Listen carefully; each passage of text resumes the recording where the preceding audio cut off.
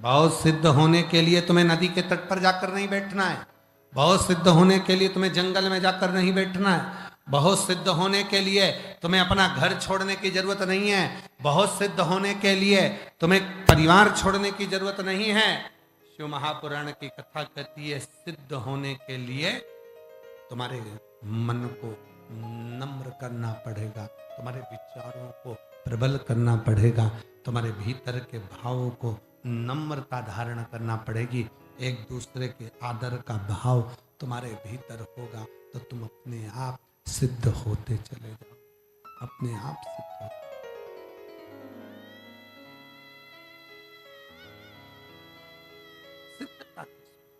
सिद्धता का भाव, सिद्धता किसको कहेंगे? नम्रता का भाव जहां, सहजता का भाव जहां पर हो, निर्मलता का भाव जहां पर, और आज चाहिए क्या चाहिए लोगों को? शंभु शंभु शंभु शंभु। आज लोगों को चाहिए क्या? केवल तुम्हारे मन का शुद्ध भाव। शिव को क्या चाहिए?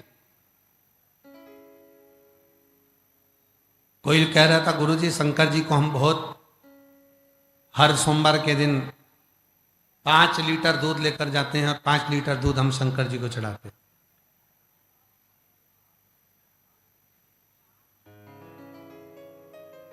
शिव महापुराण की कथा कहती है 5 लीटर दूध की भी भगवान शंकर को जरूरत नहीं है।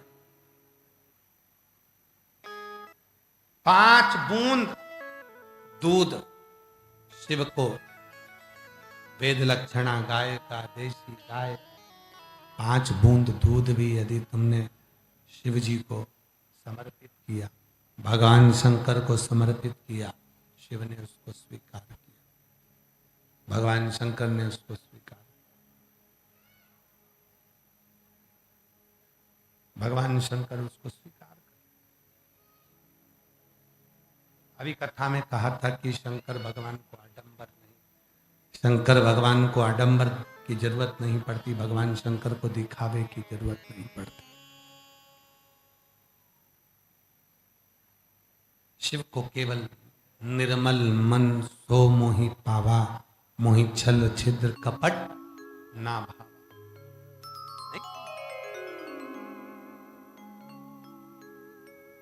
शिव शरणागति सुख दे। रांची के कितने लोग बैठे हैं? जरा हाथ उठाओ। रांची वाले हैं, सभी रांची वाले हैं। बैठ, धर लो वापिस रखो, वापिस रखो। और जो रांची के बाहर से आए वो हाथ उठाओ जरा। तुम भी बहुत सारे हो रहे, रखो रखो, बहुत सारे रखो रखो।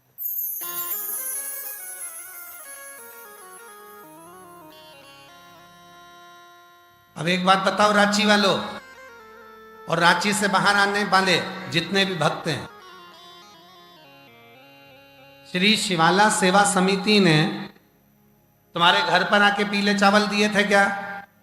नहीं दिए। पत्रिका पहुंचाई क्या? निमंत्रण भेजा क्या? तुम्हारे घर पर कोई बोलने आया क्या? नहीं।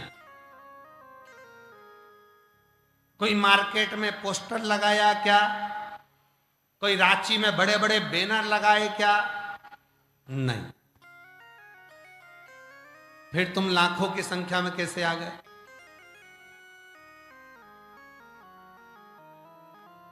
क्यों?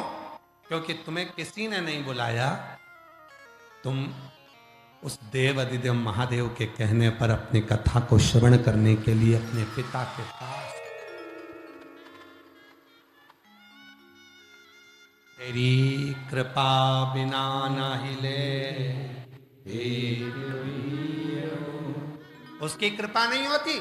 उसको मालूम है जिसको देना होता है, जिसकी गोदी में जिसको देना है, जिसके दुख मिटाना है, जिसकी तकलीफ मिटाना है। देखो देखो, शादी में उसी को बुलाया जाता है जिसको विदाई देकर भेजना है। आप लोग अपने रिश्तेदारों को देखो, मामा जी की लड़की को बुलाएंगे तो देना तो पड़ेगा, मौसी की लड़की को बुलाएंगे शादी में तो साड़ी तो देकर भेजना पड़ेगा। रिश्तेदार को बुलाएंगे तो उनको मिठाई का डब्बा तो देकर भेजना पड़ेगा। उसी तरह शंकर भगवान की कथा का निमंत्रण कोई नहीं देता, पर लोग शिव महापुराण की कथा को सुनने के लिए आते हैं। मतलब निमंत्रण शंकर भगवान ने भेजा है, और जब तुम यहां से जाओगे तो वो कुछ ना कुछ देकर भेजेगा। इसको बुलाया, उसे बिना दिए तो वो भेजता नहीं, बिना दिए।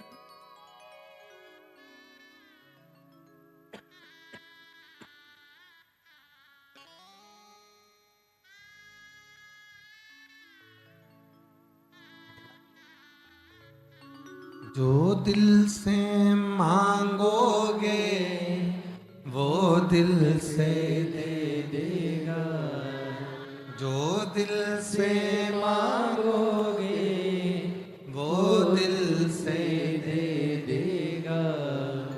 मेरा भोला भंडारी है, खाली झोली भर देगा।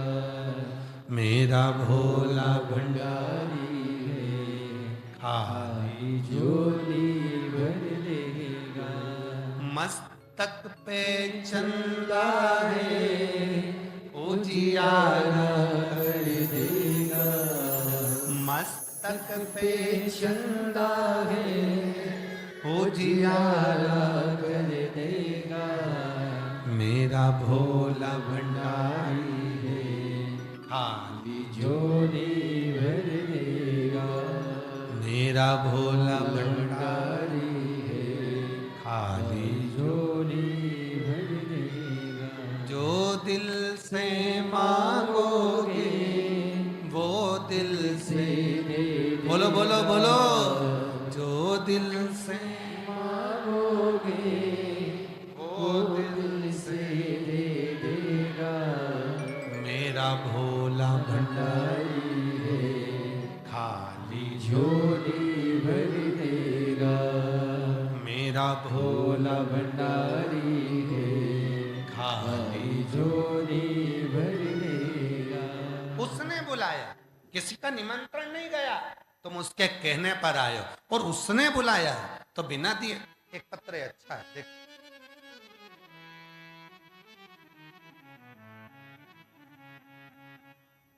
सिम्मी दुबे पति, तो दिल से मांगोगे वो दिल से दे देगा। वो दिल से मांगोगे वो दिल से दे देगा। मेरा भोला भंडारी है, खाली झोली भर देगा। मेरा भोला भंडारी है, खाली झोली भर देगा। 10 साल बाद बेटा हुआ है, एक बार जोरदार ताली बजाकर साधु तक बोलो हर हर महादेव। बोलो बोलो हर हर महादेव। श्री शिवाय नमस्ते, प्रणाम करो बाबा को। अब तो रोना नहीं चाहिए, अब बाबा को खुश होकर लेकर जाओ। बेटे का नाम शिवांश रखा है, शिव का दिया हुआ। श्री शिवाय। शिव कृपा किसको कर, उसने बुलाया वो देकर भेज।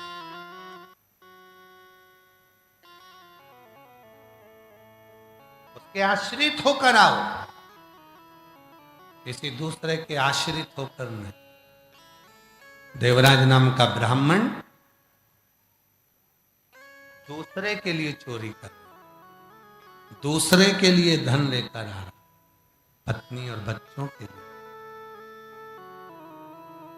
और वो देवराज नाम का ब्राह्मण एक दिन शरीर में ताप पड़ा, बुखार आया।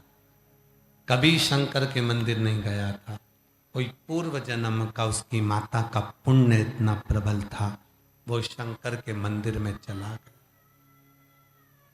बुखार आ रहा, शरीर ताप पड़ रहा, शरीर में बुखार था, बहुत बहुत तपन हो रही थी, शिव के मंदिर में चला, शंकर के मंदिर में जाकर बैठा,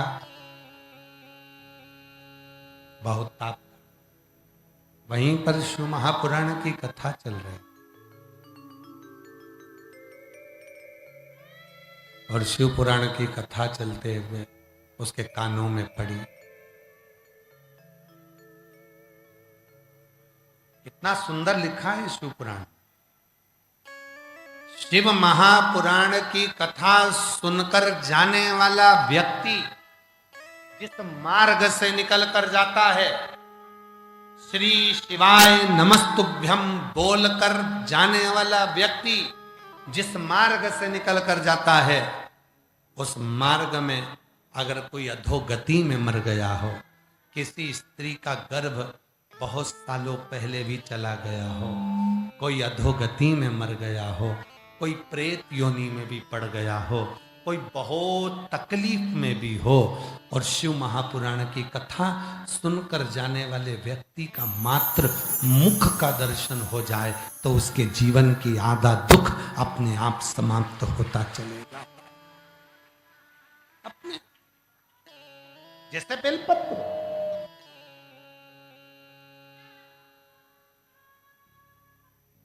जैसे शंकर भगवान पर चढ़ा हुआ बेलपत्र, हम तो यहां तक कहते हैं किसी को हार्ट की बीमारी है, डॉक्टर को दिखाओ, डॉक्टर शंकर का एक रूप है, दवाइयां लो, जांच कराओ, डॉक्टर जो बोले वो करो, पर उसके साथ एक काम और करो, एक बेलपत्र शंकर भगवान पर चढ़ी हुई श्री शिवाय नमस्तुभ्यम बोलकर अपने लेफ्ट जेब जो होती है उस जेब में लेफ्ट की ओर उस बेलपत्र को रखना प्रारंभ करो। रखते समय डंडी का मुख ऊपर की ओर हो, पत्ती का मुख नीचे की ओर हो। थोड़े दिन रखने के बाद फिर वापस जांच कराओ, डॉक्टर खुद कह देगा अब तुम्हें दवाई की जरूरत नहीं है, तुम्हारा हार्ट काम करने लगा है। एक बेलपत्र में वो बल होता है, बेलपत्र में वो बल।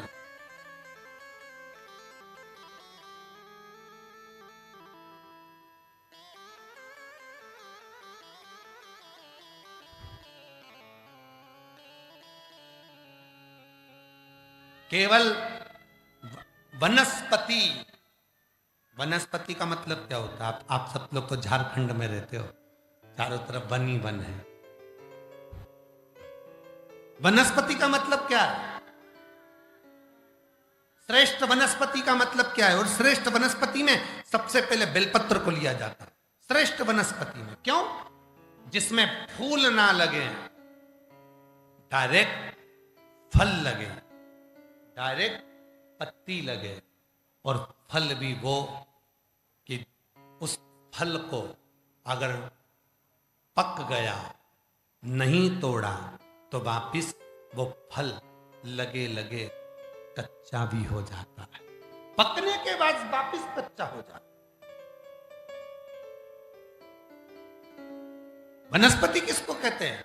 जिसमें फूल ना लगे, डायरेक्ट फल लगे, डायरेक्ट पत्ती लगे और फूल नहीं, और श्रेष्ठता में वो काम करे।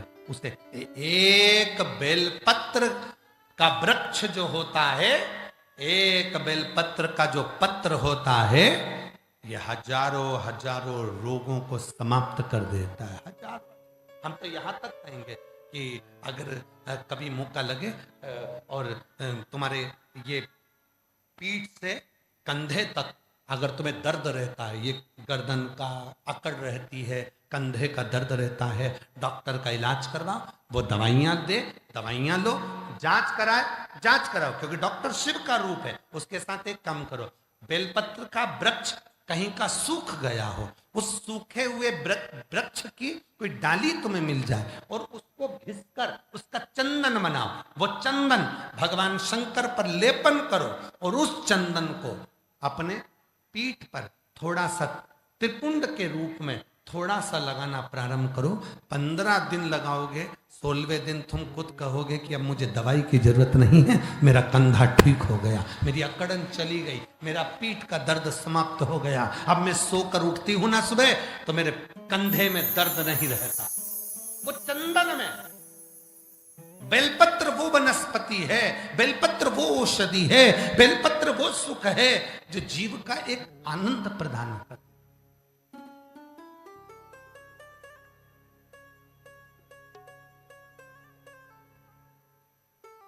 श्री शिवाय, जम के बोलो जरा, सब बोलो साथ में, श्री शिवाय नमस्तुभ्यम।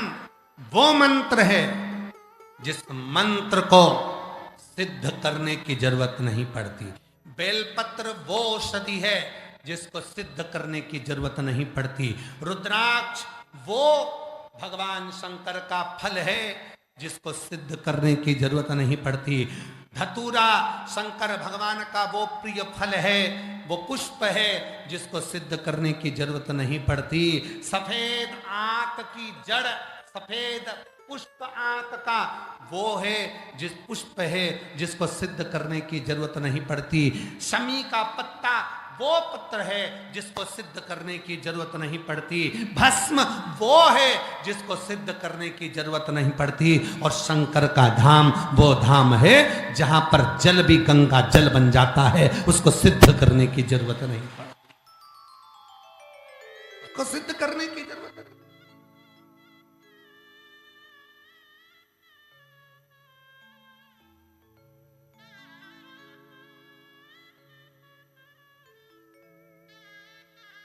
एक बेलपत्र में वो सुख, एक